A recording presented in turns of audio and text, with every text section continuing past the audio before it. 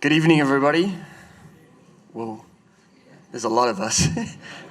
It's been a while since I spoke to such a large group of people.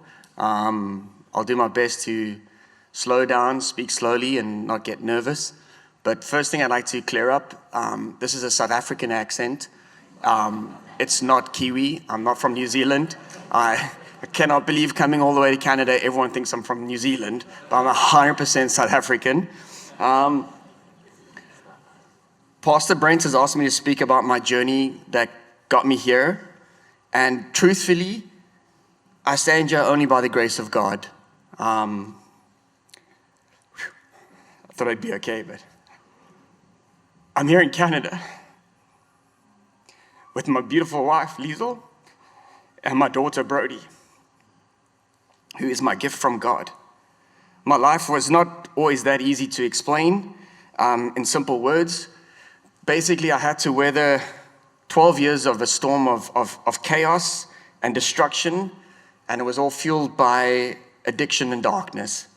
I guess taking one step back, I grew up in a beautiful Christian family home, and somewhere along the line, this world and earth got the better of me and sucked me in, and I lost my direction in Jesus and God. And I wish I had time to go into the details and explain where I was, but I don't think it's actually that important. I would just like to say that when you let darkness in, like I did, and you get to see the true power of evil and how strong the darkness is. And it's no joke, and really it's something we shouldn't mess with, and we really shouldn't take lightly, but God. I can tell you the situations I found myself in were insane. It came from chaos and a mindset that's hard to explain until you're out of it. I can tell you that only from a mother's prayer and the power of God, I am standing here. Just over 9 years ago, Liesl had had enough. And she made me come up with a choice or a decision, or she gave me an ultimatum, basically. And when you've been in 12 years of abuse, it seems like nothing is possible, and it doesn't seem like you can change. And she was strong enough to say, listen, it's time to make a change. And a change can happen, and addiction can be beaten, and you can get out of it, but it can be done with faith. And that's the only way you can do it, is you need to find God, and you need to have a faith with God.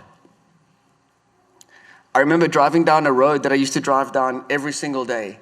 I mean, I drove it for 20 years driving to work. And one day it just felt different. And I could see the sun coming through the trees. And it just felt different. There was a warmth in the light. There was a comfort in the light. And I think that was the moment when I started to realize that God loved me. He hadn't given up on me. He hadn't turned his back on me. And he was there. And knowing that God still loves you after everything I had done and been through, it's pretty cool. 2 years into my sobriety, we were given the wonderful news that we're going to have a child.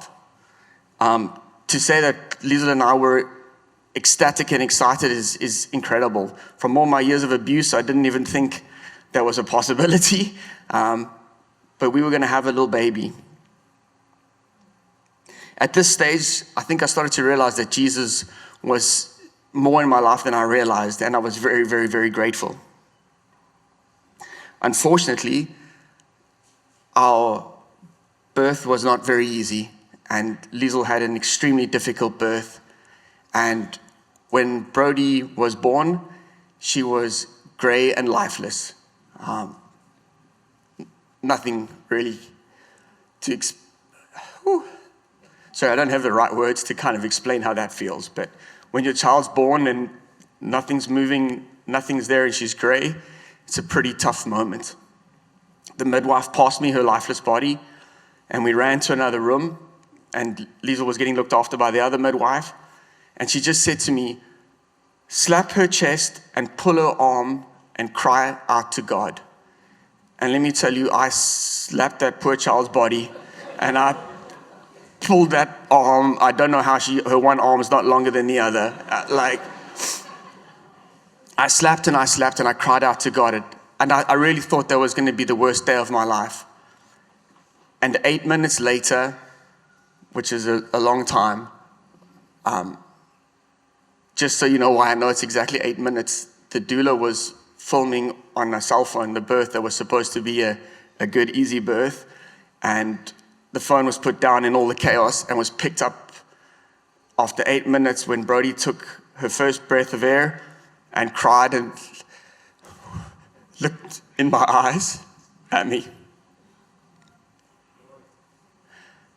I can't tell you how grateful I am to God for that moment when she looked at me in my eyes.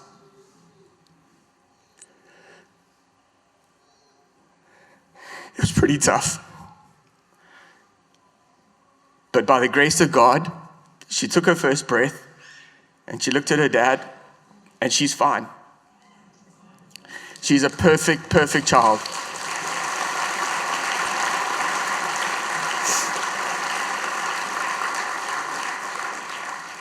That's a miracle. 100% a miracle. And at that moment, if I didn't believe in God or have faith back in God, I don't know what else would have shook me right, but it was a pretty big moment. There's been so much that's happened, from my business in South Africa being flooded in a natural disaster in South Africa, to finally getting a job offer to come to Canada, COVID happening, being stuck in South Africa for a year during COVID, finding a 2-week window to get into Canada in all the chaos.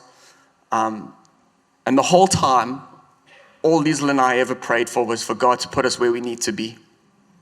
That's all we ever prayed. I'd been through so much, and all I ever wanted was just said, God, put us where we need to be. And here we are in this beautiful body of Christ.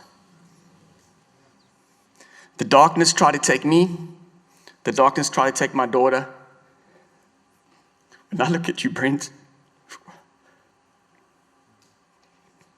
God didn't turn his back on me.